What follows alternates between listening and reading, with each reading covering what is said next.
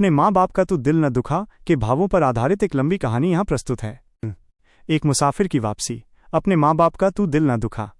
शहर की भाग दौड़ और ऊंची इमारतों के बीच अमन अपनी आलीशान जिंदगी में मशगूल था।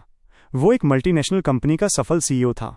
उसके पास नाम था, दौलत थी और एक खूबसूरत घर भी था जिसे उसने अपनी पत्नी नेहा और 2 बच्चों के साथ संवारा था। मगर इस चकाचौंध से बहुत दूर एक छोटे से गांव में उसके बूढ़े माँ बाप हामिद अली और सलमा बेगम उसकी राह तकते थे। हामिद अली एक ज़माने में गांव के जाने माने कारीगर थे। उन्होंने अपनी पूरी जिंदगी अमन को बड़ा बनाने में खपा दी थी। सलमा बेगम ने खुद रूखा सूखा खाकर भूखे रहकर अमन के मुंह में निवाला डाला था ताकि उनके बेटे को अच्छी तालीम मिल सके। गांव के कच्चे मकान को गिरवी रखकर उन्होंने अमन को शहर पढ़ने भेजा था। अमन की शादी के कुछ साल बाद नेहा के मन में अहंकार और स्वार्थ ने जगह बना ली थी। जब गांव से हामिद अली और सलमा बेगम शहर आए तो नेहा को उनका सीधा सादा पहनावा और सादगी पसंद नहीं आई। उसने अमन के मन में धीरे धीरे ये जहर घोलना शुरू कर दिया कि उनके माता पिता शहर की हाई क्लास जिंदगी के लायक नहीं हैं।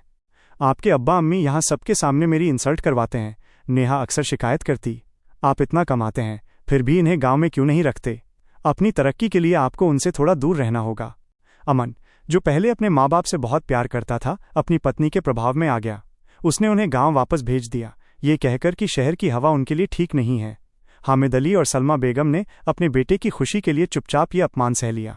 लौटते वक्त सलमा बेगम की आंखों में आंसू थे पर उन्होंने आवाज़ नहीं निकाली। समय बीतता गया। अमन की सफलता की सीढ़ियां और ऊंची होती गईं पर उसके दिल में एक खालीपन था। वो अक्सर कव्वाली गायक अनिस साबरी की मशहूर कव्वाली अपने माँ बाप का तू दिल न दुखा सुनता था। कव्वाली के बोल, तेरे माँ बाप ने किस प्यार से पाला तुझको, खुद रहे भूखे दिया मुंह का निवाला तुझको, उसके कानों में चुभते थे। एक दिन जब अमन किसी बड़े बिजनेस डील के लिए बाहर गया हुआ था तो उसकी कंपनी में एक बड़ा घोटाला हुआ। ये घोटाला नेहा के भाई ने किया था जिसे अमन ने अपनी कंपनी में ऊंचा पद दिया था। अमन को डील रद्द करनी पड़ी और देखते ही देखते उसकी सारी दौलत, नाम और रुतबा मिट्टी में मिल गया। जब वो खाली हाथ घर लौटा तो नेहा ने भी उससे मुंह मोड़ लिया। अब मेरे काम के नहीं रहे कहकर वो बच्चों को लेकर अपने मायके चली गई। अमन अकेला रह गया। उस रात जब वो टूटे हुए मन से अपने खाली घर में बैठा था तो उसे गांव के कच्चे मकान, अपने माँ बाप की सादगी और उनके अथाह प्यार की याद आई। उसे कव्वाली के बोल याद आए, बीवी के आते ही चलने लगी नफरत की हवा, तुझको बर्बाद न कर दे ये अदावत की हवा। उसने महसूस किया कि उसने अपनी जन्नत को खुद अपने हाथों से बर्बाद कर दिया है। अगले ही दिन अमन ने गांव जाने का फैसला किया। वो बिना किसी को बताए अपनी पुरानी बाइक पर गांव की ओर निकल पड़ा। मीलों का सफ़र तय करने के बाद वो शाम ढलते ढलते अपने घर पहुंचा। घर का दरवाज़ा खोलने पर उसने देखा हामिद अली खाट पर बैठे पुराने कागजात देख रहे थे और सलमा बेगम चूल्हे पर खाना बना रही थीं। उनकी सादगी में कोई बदलाव नहीं आया था। अमन को देखते ही सलमा बेगम के हाथ से खाना बनाने का कलछी छूट गया। वो दौड़कर अमन के पास आई। मेरा बेटा, तू यहाँ? इतने दिनों बाद। उनके चेहरे पर चिंता और ममता का भाव था। अमन उनके पैरों पर गिर पड़ा। वो फूट फूट कर रोने लगा। अब्बा, अम्मी, मुझे माफ़ कर दो। मैं गुनहगार हूँ।